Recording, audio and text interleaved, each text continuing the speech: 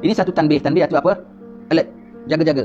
Tanbih. Maka hendaklah ada bagi lelaki yang ada baginya isteri itu di dalam cemburu yang pertengahan. Subhanallah. Ini kita boleh jumpa juga dalam bab ini, dalam kita baca kitab Syiarus Salikin kita, dalam bab rumah tangga ada sebut situ. Yang laki-laki tak boleh tak cemburu langsung ya. Tu namanya kau tak cemburu, tu namanya dayus. Yang nama laki-laki kalau anak isterinya bercampur gaul dengan orang lanang, dia biarkan buat sembang-sembang. Ingat ya, orang lanang siapa yang tak boleh ya, termasuk ipar duai pun ya. Isteri kita dengan siapa? Ipar duai. Nak kena jaga ipar duai kita. Akak dia punya suami, akak dia punya adik, ipar tu tak boleh. Bilas-bilas tak boleh, sepupu-sepupu tak boleh.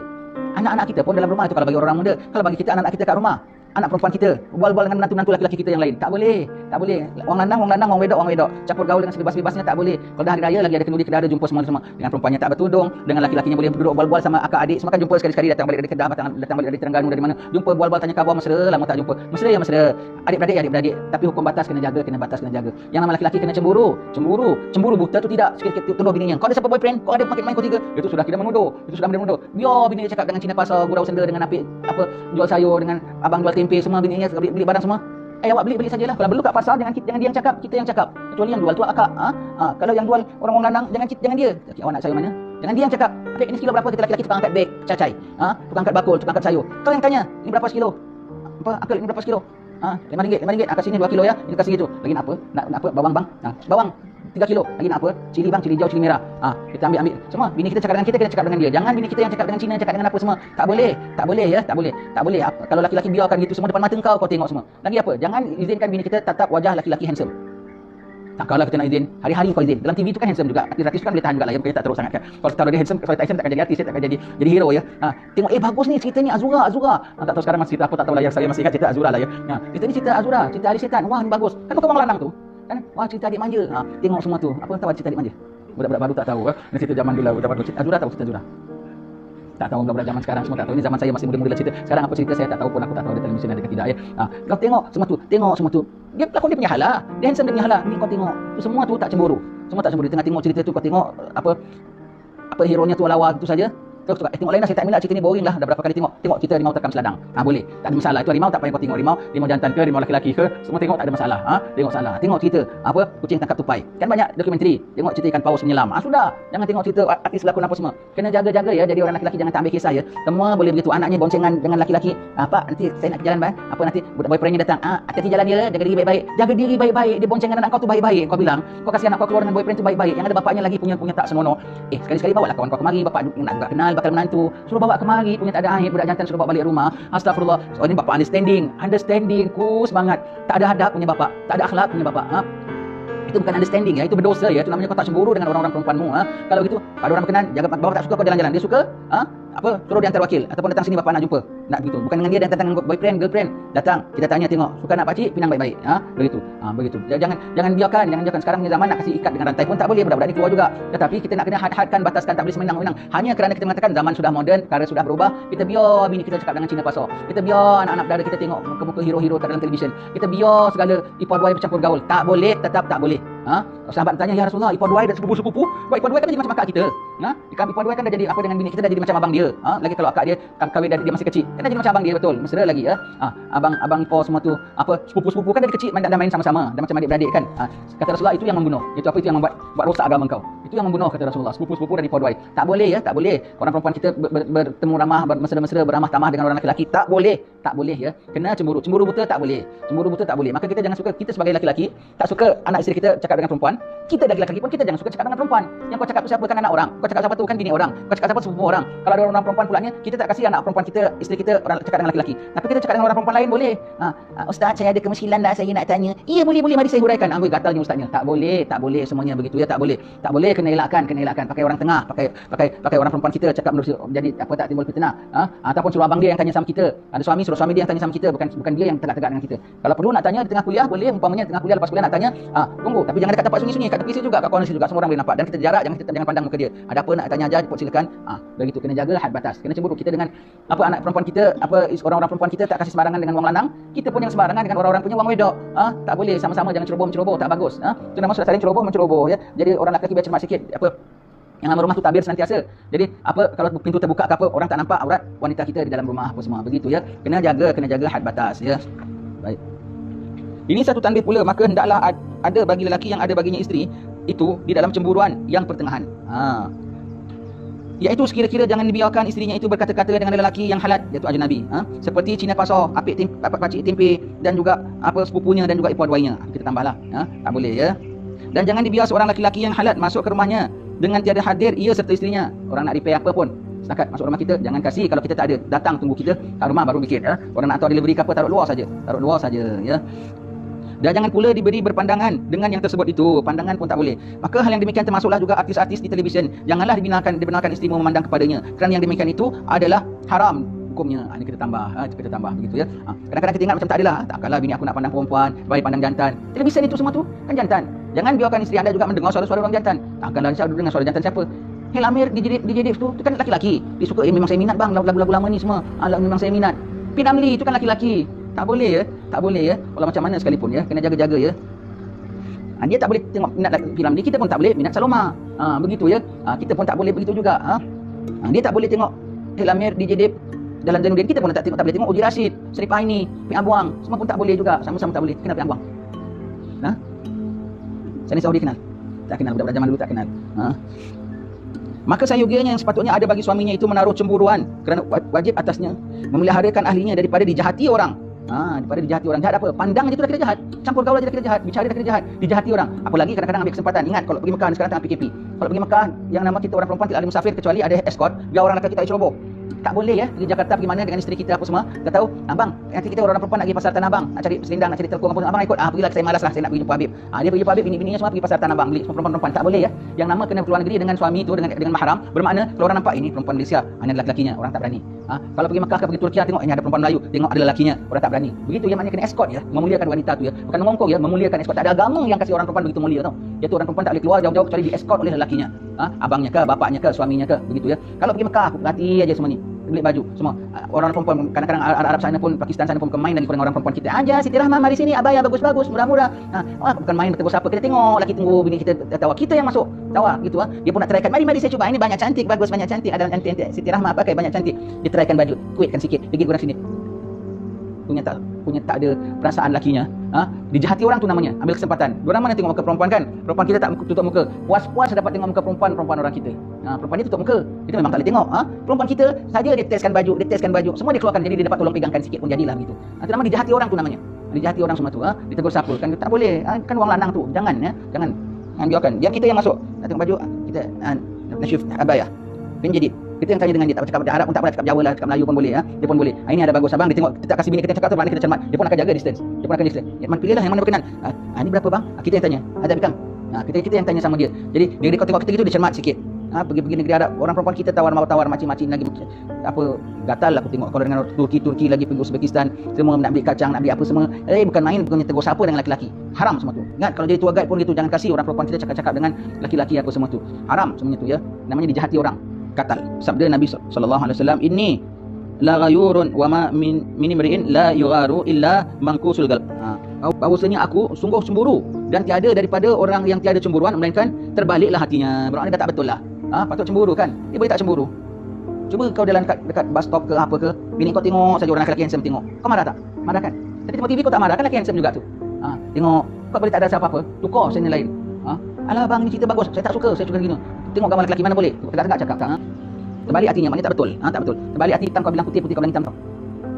Dan lagi sabda Nabi sallallahu alaihi wasallam bahawa sungguhnya Allah Taala itu cemburuan dan orang yang mukmin pun cemburuan. Allah Taala kan cemburu, tak kasih makhluknya beriman kepada yang lain.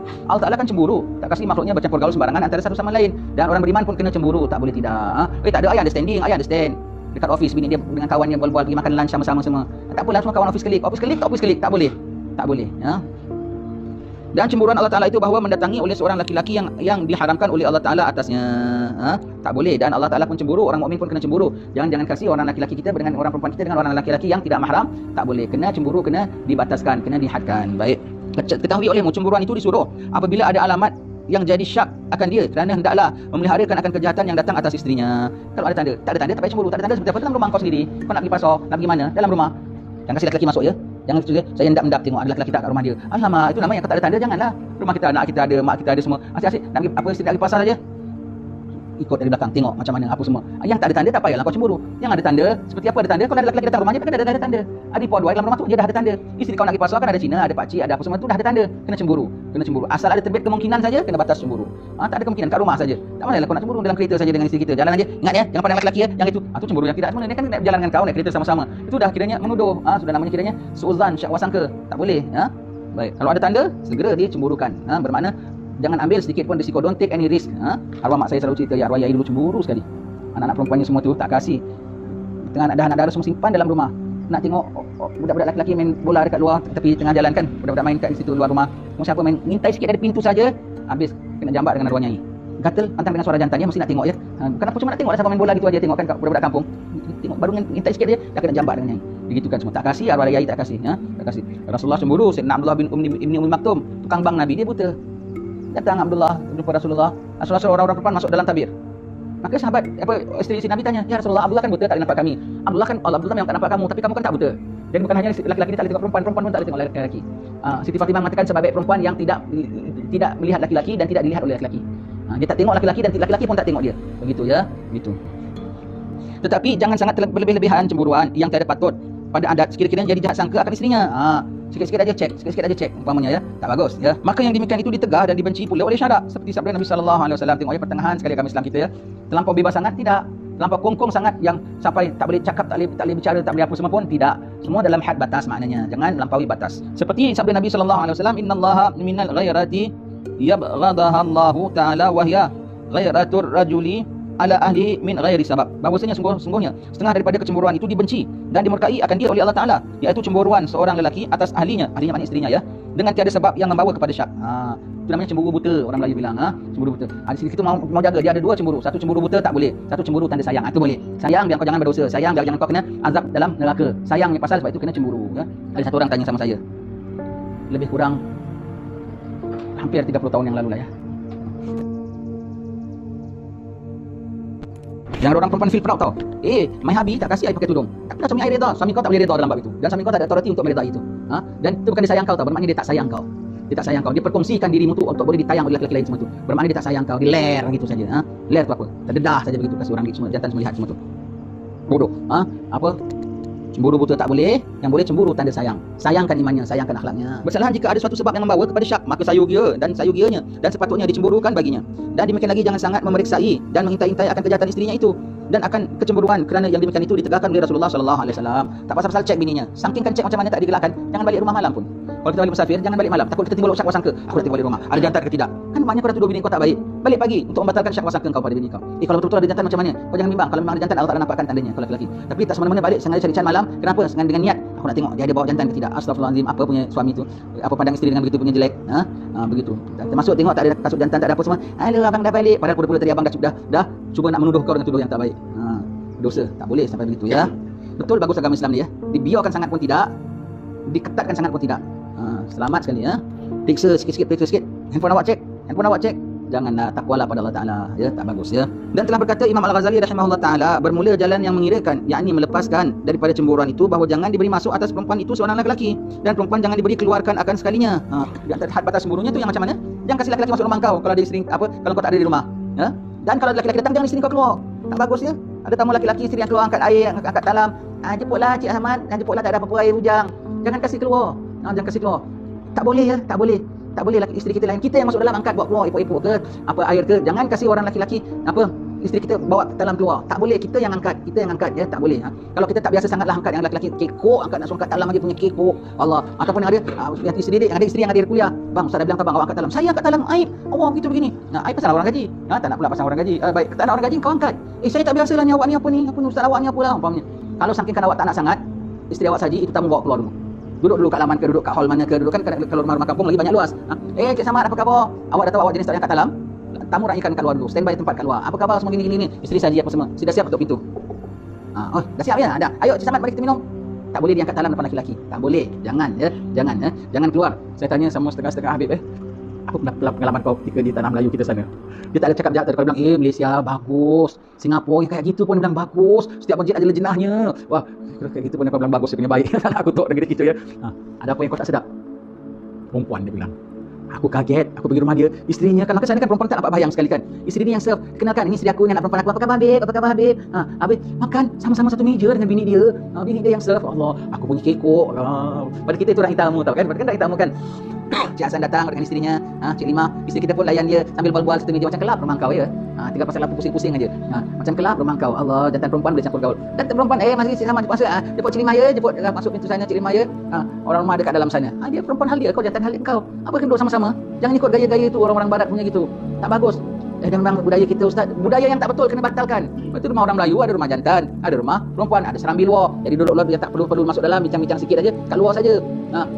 Yang nak perlu rasmi masuk rumah dalam orang jantan, orang perempuan ada rumah belakang, ada rumah ibu, ada rumah dalam kan. Begitu. Itu rumah orang Melayu kita semikut hukum. Kalau dah Hadramaut pun gitu, ada bilik laki-laki, ada bilik perempuan, ada pintu laki-laki, ada pintu perempuan. Saya kalau ceramah di sana semua orang wedok, semua belaka. Tak nampak tau, satu orang perempuan aku tak nampak. Berapa datang dia masuk pintu lain, jadi aku tak nampak pun selipar dia banyak ke tak ramai ke. Cakap di balik tabir. Di sana 10 orang ke, 1 orang ke, tak ada orang pun aku tak tahu. Ya benar aku ceramah. Ya kaum ibu, ya kaum ibu. Sana ada ke tak ada aku tak tahu pun. Tak ada campur pun. Nabi Umar ceramah di madrasah dia begitu. Dia ceramah dalam satu bilik aja, satu bilik dia seorang aja cakap. Yang sana murid semua dengar dalam dewan. Semua dengar. Habib Umar guru besarnya kan cakap tak ada nampak, tak ada masuk pun tempat perempuan, tak boleh ya. Tak boleh begitu ya. Lagi kena jaga bila kematian. Yang mati orang perempuan. Kalau Pak Imam Pak Bilal jangan pergi tengok itu mayat, tak ada kena-mengena dengan kau. Yang mati orang jantan. Segala Mak Jah, Mak Isah yang tak ada kena-mengena tak boleh tengok, kan mahram kau. Tak boleh tengok, tak boleh tengok. Perempuan laki-laki sekali lagi nak kena bila jaga pernikahan. Situ ada qadi, di situ ada jemaah, di situ ada pengantin perempuan, situ ada mak-maknya, ada semua gitu. Tak boleh lah perempuan kat dalam lah. Habis nak dengar, tak boleh dengar. Yang dengar tu bapak dia sudah kata namanya wali. Aku nikahkan kau dengan anakku dengan mas kahwin sekian-sekian. Dia cakap terima. 2 saksi dengar cukup lah. Ini kan pula kau sebagai orang perempuan tengok aib hari pertama jadi isteri kau dah ditengok oleh jantan. Aib sekali, sangat aib.